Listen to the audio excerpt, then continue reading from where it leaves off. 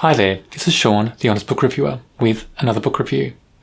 In this video, we're discussing The Last House on Needless Street, written by Catriona Ward.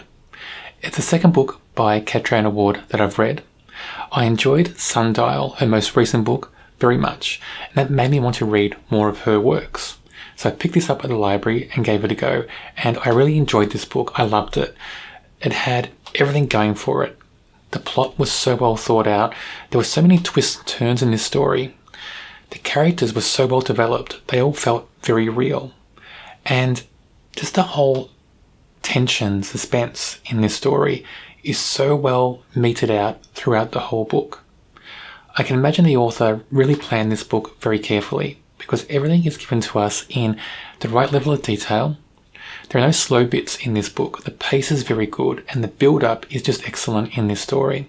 And when those twists happen throughout the book, they're just huge twists and they really knocked me off my seat, basically.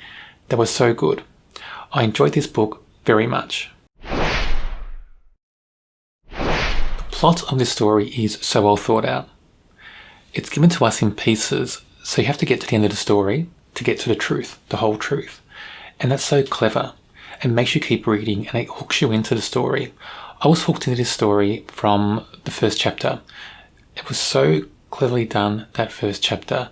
And as each character unfolds, you learn more about those characters. And there are so many characters in this story to get to know and enjoy.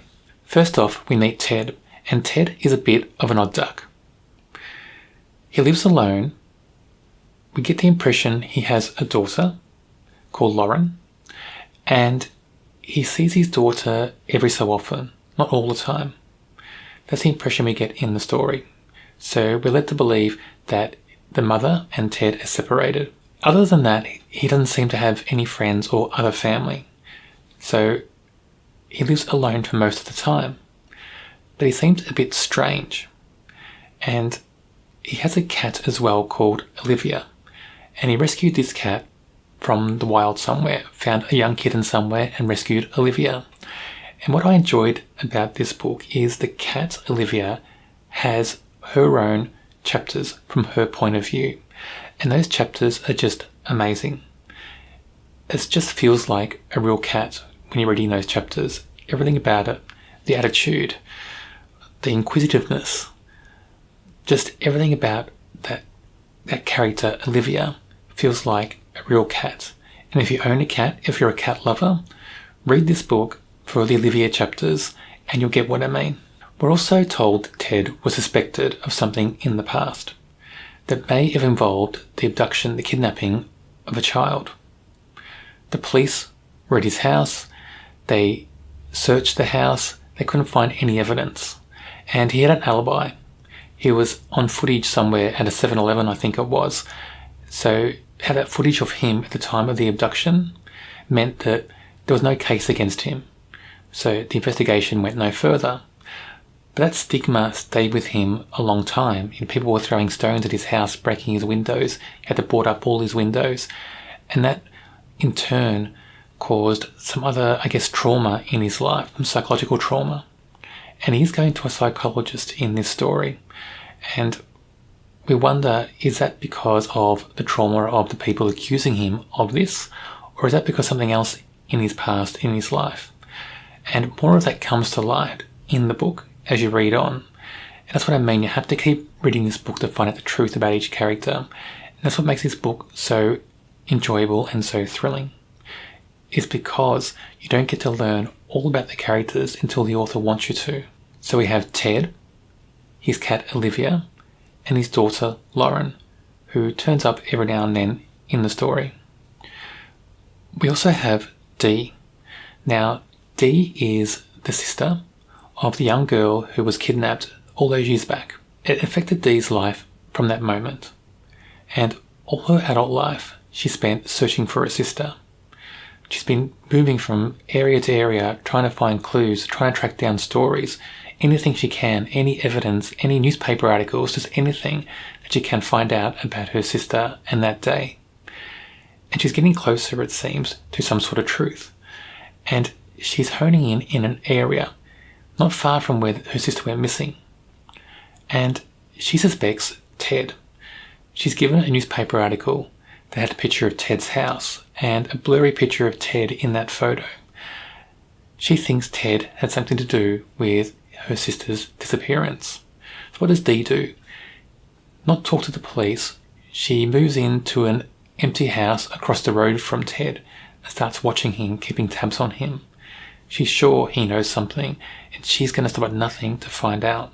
Much of the story then is about Ted and Dee's life as it unravels from that moment after Dee moves in across the road from Ted's house. And it unravels for both of them in positive and negative ways. Many negative things happen to both of them in this part of the book, and that makes it so interesting because the lines start to get blurred a bit in this story.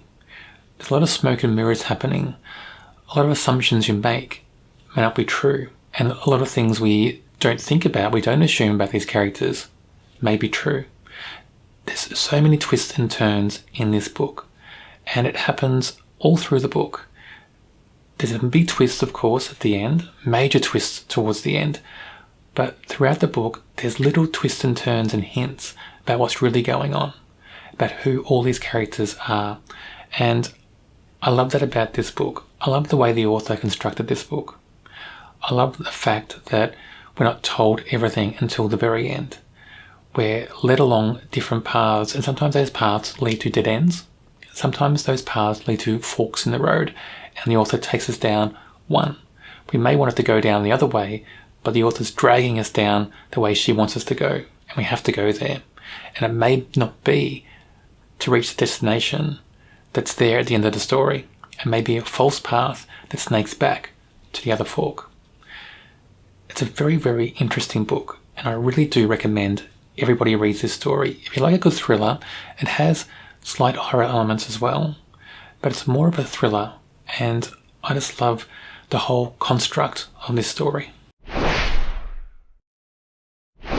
Ted is such a well-written character in this story. I liked everything about him.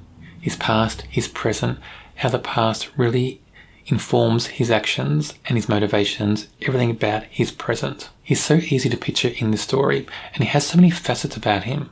At times he's shy and vulnerable.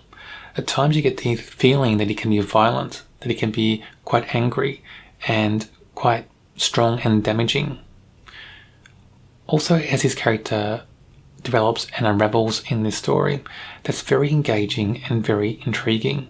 You get to see just inside his persona more and more as his story goes on, inside his psychopathy, and it just makes for a fascinating and fully complete character in this book. Dee is a very complex character. She has so many emotions in this story. You really feel her fear, her anxiety, just a trepidation about what's going on. Also, is she reliable as a narrator?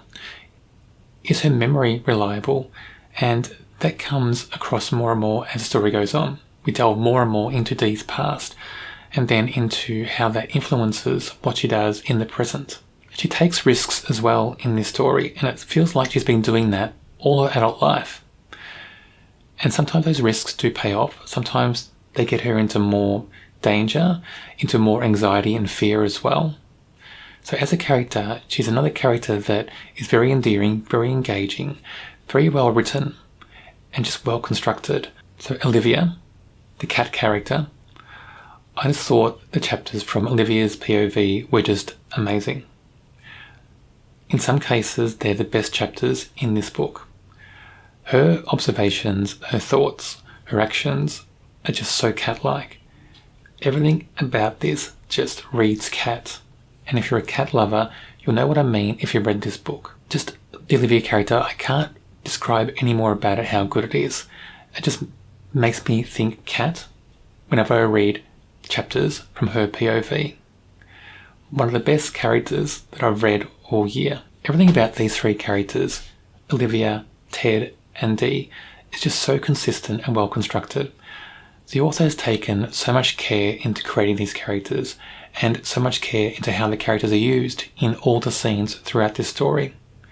Because nothing feels fake with the characters it all feels real. And as the story unravels and you get to know more about the characters and who they are, it just feels more real. And you'll see just how carefully the author constructed this whole story. The Last House on Needless Street is a brilliant book. I rate it a 5 out of 5. Everything about it was brilliant. The characters, the plot, the suspense, the build-up, the way the scenes play out, just the way that we don't learn everything until the very end, the way our assumptions get proven true or false as the story goes on, the way we're led down fake paths and turns and twists that wind back on each other and get dead ends that then open up into other avenues throughout the story. Everything about this is just brilliant. I would love to see this as a movie or a TV series. I think it's perfect for that. On my channel, I do review other horror books. If you don't want to miss out on those videos, check out my channel and subscribe. There's also a horror playlist on my channel. It should be on your screen now.